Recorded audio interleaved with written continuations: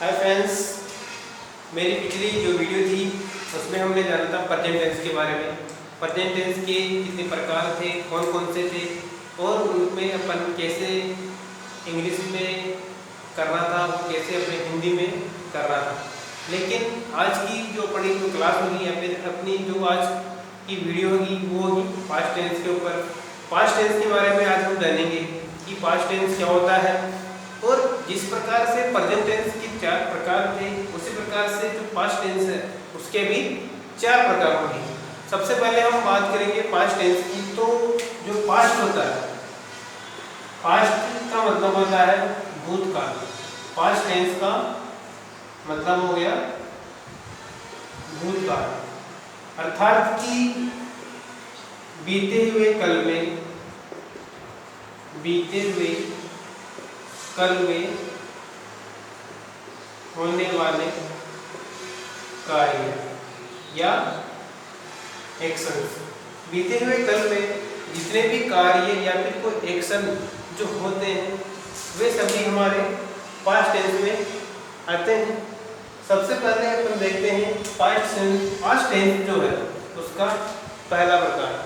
Past tense का जो पहला जो प्रकार होगा वो होगा past simple tense. Past simple जो टेंस है उसका जो मतलब होगा वो जानेंगे अब हम कि पास्ट टेंस जो होता है उसे हम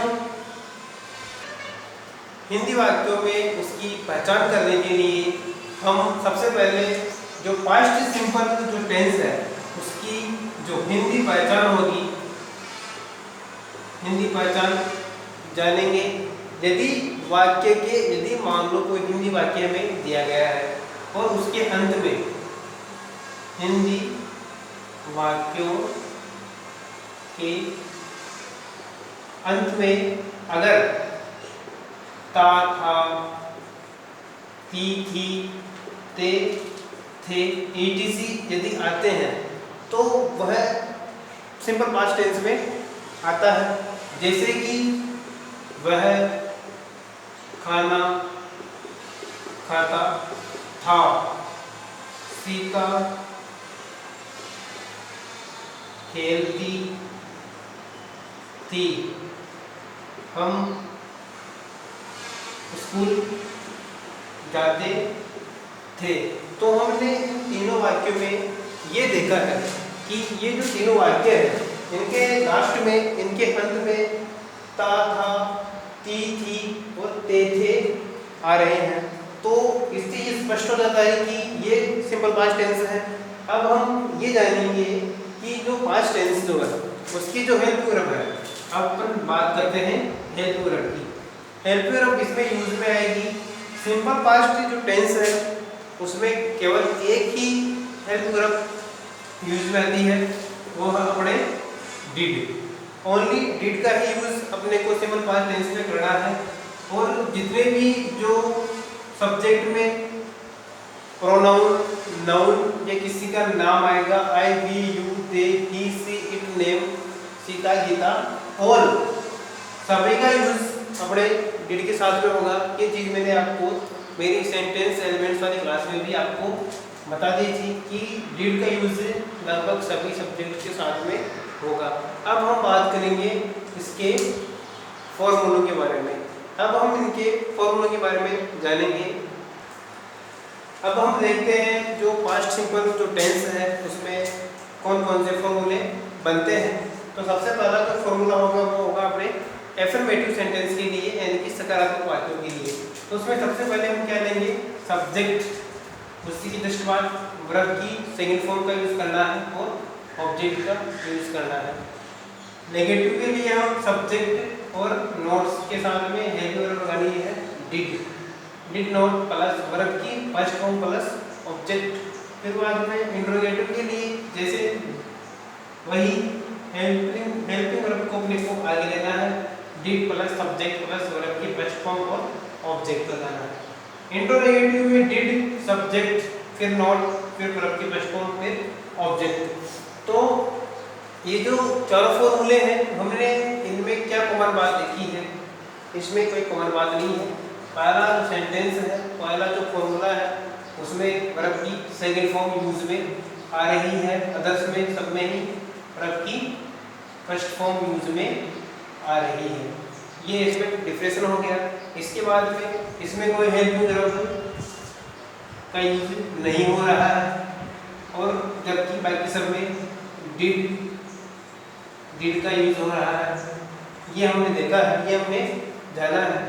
तो ये हमें ध्यान रखना है कि जो एफर्मेटिव सेंटेंस जब हम बनाएंगे तो उसमें हमें हेल्प वर्ब का यूज नहीं करना है, केवल वर्ब की सेकंड फॉर्म लगानी है। जैसे मान लो इट हो गया तो वहाँ पर अपने को एट लगाना है, गो है तो वहाँ हमें वेंट लगाना है, टेक हो गया तो वहाँ पे हमें टुक, इस प्रकार से सेकंड फॉर्म का यूज करना है।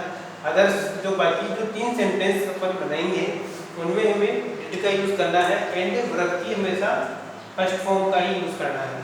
अब हम देखते हैं जो डिड है, वो डिड भी एक सेकंड फॉर्म ही है, इसलिए यहाँ पर फर्स्ट फॉर्म का यूज किया है कि डू की जो सेकंड फॉर्म होती है वो होती है did, first form, second form और थर्ड फॉर्म, इसलिए यहाँ पर वर्ब की फर्स्ट फॉर्म का यूज किया जाता है। ठीक है, आई होप कि ये कॉन्सेप्ट आपको समझ में आ गया होगा। अब इस कॉन्सेप्ट को क्लियरफाई करने के लिए हम क्या करेंगे, कुछ हिंदी के उदाहरण देंगे और उन्हीं को इंग्लिश में बदलेंगे, और फिर हम समझने की कोशिश करेंगे कि ये होता कैसे है।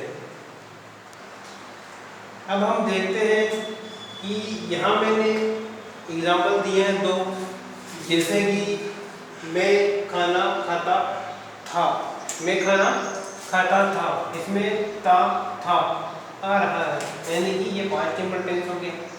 राधा ने खाना, राधा खाना बनाती थी, इसमें भी थी आ रहा है, तो ये भी पास्ट सिंपल हो गया। अब मैंने इसी का एक अलग रूप लिखा है जो भी अपने पास्ट सिंपल टेंस का होगा, जैसे मैंने खाना खाया। इसमें लास्ट में अपन देखते हैं कि था थी का यूज नहीं हो रहा है, तो उसका मतलब ये नहीं कि ये पास्ट सिंपल नहीं होगा, ये पास्ट सिंपल ही है। देखने का तरीका थोड़ा सा अलग है।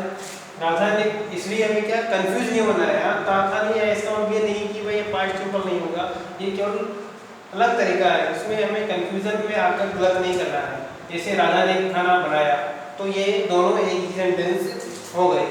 जैसे कि अब इसका अपन देखेंगे, पहले एफर्मेटिव सेंटेंस बनाएंगे, जैसे मेकअप आई, खाता था या खाया, खाने को बोलते अपन इट की सेकंड फॉर्म होगी एट, तो आई एट और ऑब्जेक्ट में अपने आ गया फूड।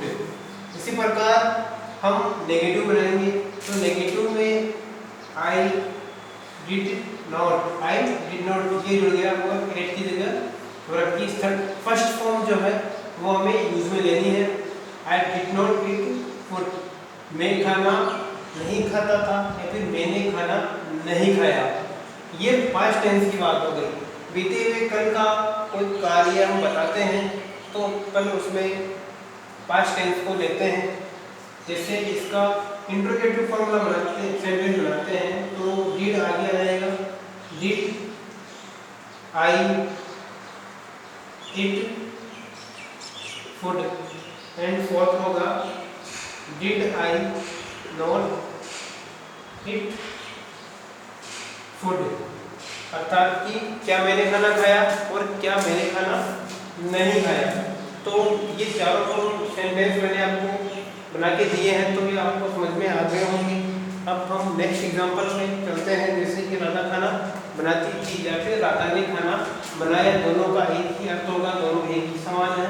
तो इसमें पर लिखेंगे, जैसे जो सब्जेक्ट होगा वो क्या होगा, राधा, राधा बनाने को बोलते पर कुक, तो सेकंड फॉर्म में क्या आएगा, कुक्ड आएगा, राधा कुक्ड फूड। इसका नेगेटिव क्या होगा, राधा, सिंपल सी बात है, डिड नॉट कुक की जगह फर्स्ट फॉर्म ले लो, cook food, Radha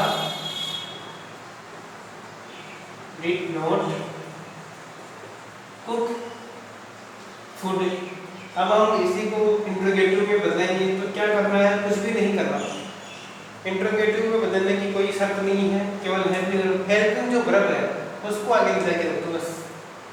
did Radha cooked food.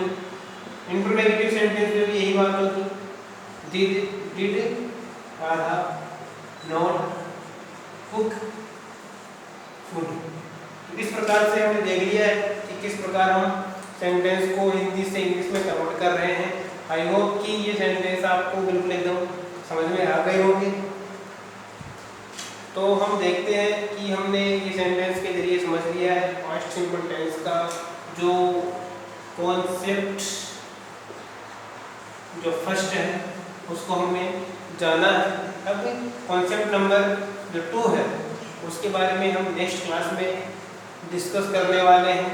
और इस क्लास में अगर कोई डाउट हो, कोई चीज़ आपको समझ में नहीं आई हो तो आप कमेंट्स कर सकते हो।